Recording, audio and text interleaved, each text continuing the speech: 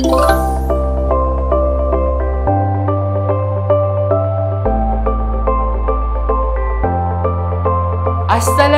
adik-adik. Okey, kembali lagi dalam perkongsian tips terakhir untuk menyiapkan sebuah karangan.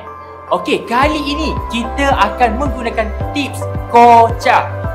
Ko, ca dan juga hash.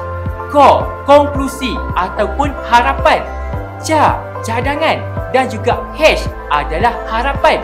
Okey, bagi ko adalah kepentingan kehendak soalan. Okey, sebagai contoh, konklusinya pengakutan awam dapat membantu kita mengurangkan kesesakan jalan lalu lintas. Okey, seterusnya adalah ca. Ca adalah cadangan soalan.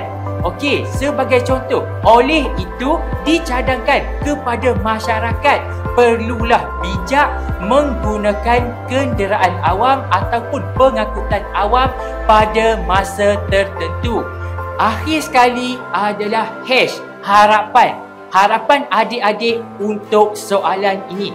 Okey, sebagai contoh, jadi diharap semua pihak memainkan peranan untuk pengangkutan awam bagi masyarakat kita menggunakannya dengan baik dan bijaksana. Okey adik-adik, dapat sesuatu daripada tips ko, ca?